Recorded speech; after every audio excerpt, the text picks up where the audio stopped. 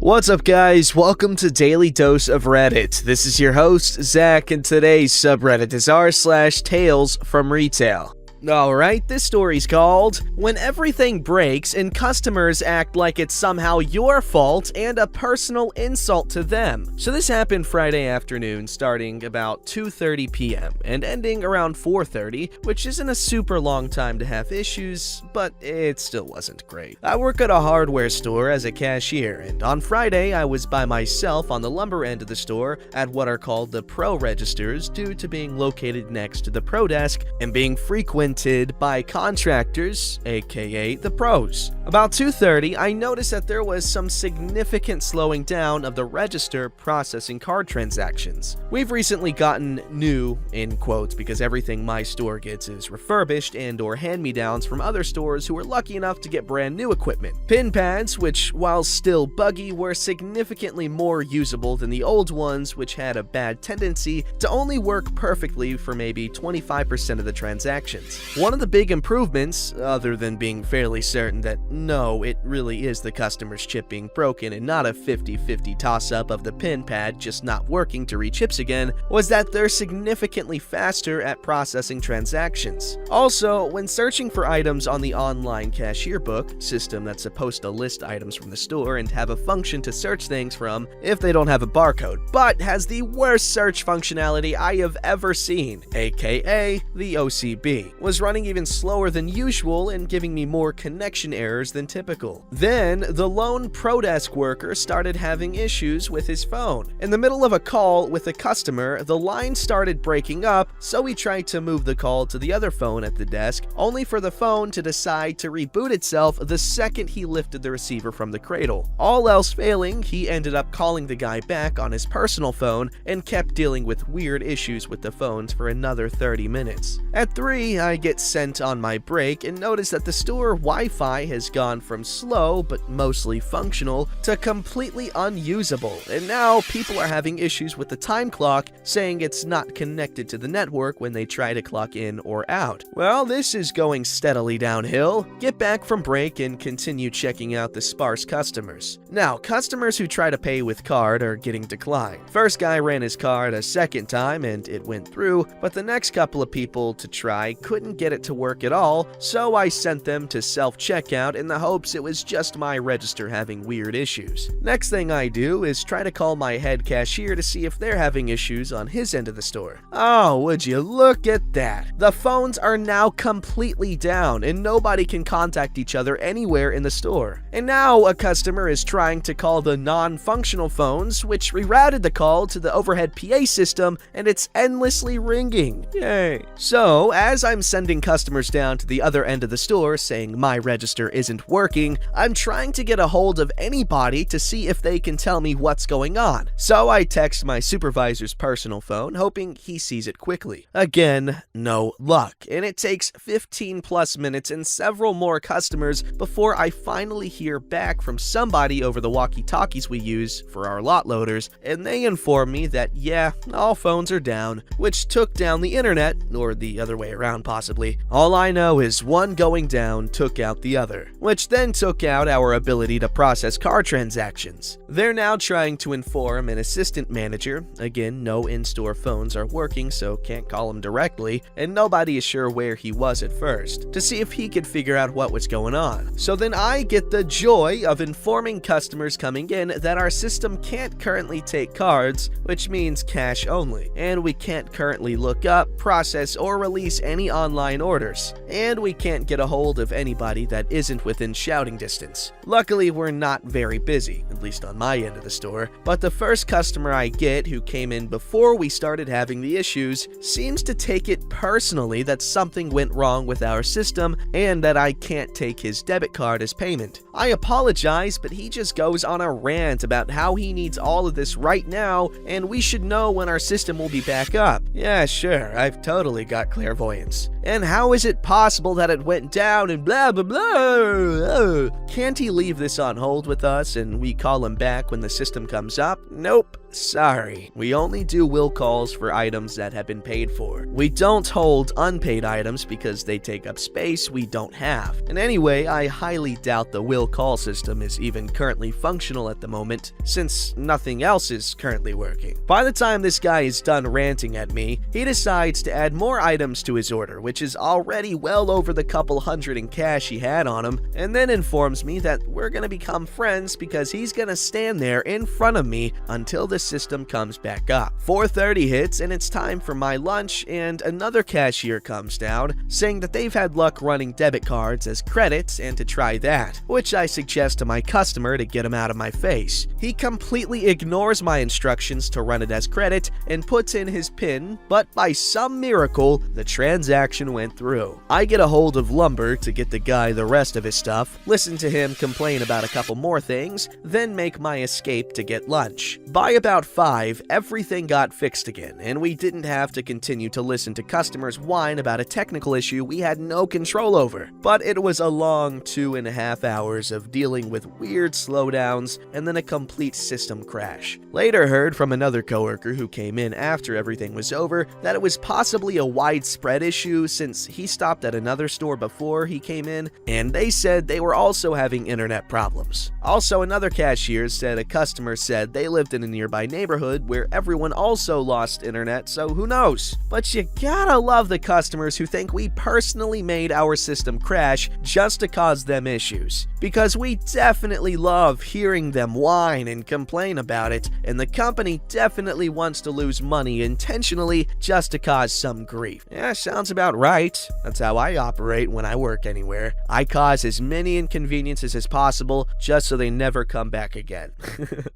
Alright, this story's called The Poultry Catastrophe. So I used to work in a grocery store in my town, and I have collected quite a few stories from there and my time abroad. And I have finally convened on this location to share one of my plethora of memories. Depending on how this post is received, I may pump more experiences out here, so I hope you guys enjoy. Now, I think many of us enjoy a good meme here and there, a funny joke, etc. I, for one, enjoy humor and employ it as a method to both ease my tension and hopefully entertain the customer of which I was scanning out at the checkout line. It was a week before Thanksgiving, and I'm sure many retail workers know firsthand how chaotic that time can be, and so my jokes were much more prevalent. While I was checking out, my supervisor hands me a frozen turkey, stating that it needs to go back to the meat department and that she'd take over for me while I go personally deliver it. This is routine, and I thought nothing of it, so I accepted and headed towards the meat department. I arrive at the frozen turkey selection and place a turkey down within the freezer. It is then when a friendly old lady walked up to me and asked, "Excuse me, OP, do these turkeys get any bigger?" Remembering a certain meme I had found, I chuckle and say, "No ma'am, they're dead." She laughs wholeheartedly along with me, and I tell her I'll check with the meat department since I'm only a cashier and they'd have a larger turkey for her. She thanks me and I meet with the meat manager.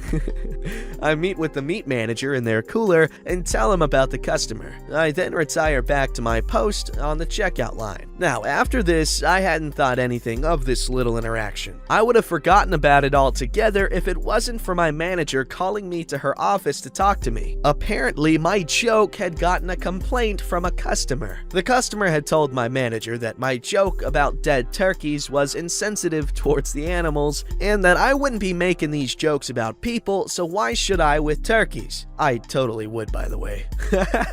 We both agree that it was kinda stupid and that I shouldn't have done it, but she did find the joke funny, so I think I got off easy with that one. No, you got off a little hard in my opinion. They shouldn't have even had a problem with it at all. The manager, that is. The customer, I couldn't give less of a crap. Now, a few hours have gone by, and I'm in the self-checkout when a lady approaches me. At first, she didn't look out of the ordinary from her leather purse, fur coat, and overall Karen-esque appearance, and I met with her with my usual cheerfulness. "Hello, my name is OP. How may I help you?" I asked. The lady reveals herself as the filer of the complaint, stating that I should have been fired for what I said. I accidentally let out a little chuckle and say, "So it was you." Everything had made sense to me at that point. This lady had overheard my joke with the older lady and had taken offense to it. She begins to berate me, saying that if someone were to joke about my death, I wouldn't take kindly to it. I politely retort, "Ma'am, I wouldn't mind because I'd be dead." And she starts fuming. I know I was stirring a hornet's nest, but man, was I having fun. However, even Nostradamus couldn't predict what this lady was about to do. With a smug confidence, she got in my face and said, "Would you kill me if I was a turkey?" She then starts doing chicken motions and making chicken noises at me. Oh no, she's having a mental break, and I couldn't help myself. I start laughing, and oh man, it was not a gentle laugh either. My sides began to hurt, but I couldn't help myself. This Karen just looked so stupid. From the other self-checkout kiosks, I could see customers stifling giggles and pointing towards the chicken Karen. I will call her Choca Karen because I play way too much Final Fantasy and chocobos are like chickens. Choca Karen, now finished with her poultry outburst, repeated her question. "If I was a turkey, would you kill me?" While I was enjoying this tirade, all good things must come to an end, so I begrudgingly told her, "Ma'am, I'm gonna have to ask you to leave. You're causing a disturbance for the other customers." What I should have expected was her following wrath, but alas, I did not. How could a woman who had an outburst like that remain calm after being told to leave? Me from the past wasn't that smart. She demanded that I answer her question, and I responded, "No, I wouldn't kill you, but I would call security if you do that again." We did not actually have store security, but it was a little tactic I would use to intimidate people being rowdy. Fortunately, Choca Karen seemed to be deterred, and as she walked towards the door, she began to yell the standard spiel like, "I won't ever shop here again until you get fired," and even called me an animal hater. I have 2 dogs and generally spend more time with people's pets than the person themselves, so that's a lie. I won't forget her last words though. As she walked out the door, she yelled, "Your soul will burn unless you repent, you animal killer." Now, as my tale comes to a close, I can't help but explain the aftermath. A few employees had heard the incident and told a few more employees, and through word of mouth, within the hour, everyone in the store had known of my encounter with Choca Karen. I would never see Choca Karen again, so she was true to her word. But I would earn a title of Turkey Bastard, which I wore proudly until I finally left that position a couple of years later. Now, as I sit here several years later, recalling the events of this story, which I am sure I may have forgotten a few details, I can't help but ask the question, why was someone like Choca Karen in the meat department anyway? Yeah, and why was she calling him an animal hater or whatever, and she's wearing a fur coat and a leather purse? Like, come on. We got a little bit of a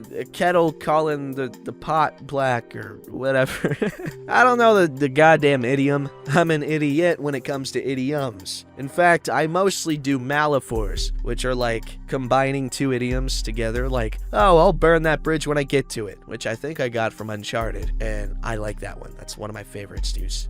Alright, this story's called The Worst Return Ever. Sorry for formatting posting on mobile. Background. I worked for over 6 years in a big box retailer in the southern US. 3 of those years was in a supervisory capacity over the cashiers. This also included making decisions on questionable returns. This story is from my supervisor days, and it is about 2 years old. One day I'm working, and at the customer service counter we have 2 ladies. Crazy Couponer 1 and Crazy Couponer 2. They bring in multiple shopping bags full of over-the-counter pharmacy stuff, makeup, health and beauty aids. There were hundreds of individual items. As per policy, they have 5 receipts for these items. When we look at the receipts, all the items being returned were bought with coupons. As per policy, we had to refund the price of the coupon as well, meaning even though they did not pay full price for the item, they got the full price back as a return. What? Normally this is not a problem, but these ladies had hundreds over 5 transactions. And because of the departments they were from, most of the items had to be tagged to be processed as reclamations. They could not go back on the shelf. Now, for those of you who think that's not so bad, it took me and 2 customer service workers over 2 hours to process all this. They were scanning and I was tagging. We ended up with an entire cart full of merchandise that was going to be thrown away. I was worn out by the time this was over, but I definitely feel like we were used as a bank. Even when I asked management, specifically the manager over protecting our assets, including money, she said we had to follow policy and our hands were tied. Edits. Thanks so much for your input. I do want to clarify that this happened about 2 years ago, and as far as I know, no one was punished for what happened. Another thing, these returns had taken away time that could have been spent on other customers needing to do returns, as these customers took up both of the registers and made it harder for us to help other customers. Also, I knew there was going to be a problem right away and asked management's input, and they told me to go ahead. Also, QR/malicious compliance. I even asked Asset Protection Manager as a second opinion, and they also told me to go ahead. Edit 2, please do not try this at any stores. 1. This happened 2 years ago. 2. Could be considered illegal depending on local laws. 3. Most stores are probably wise to this scam by now.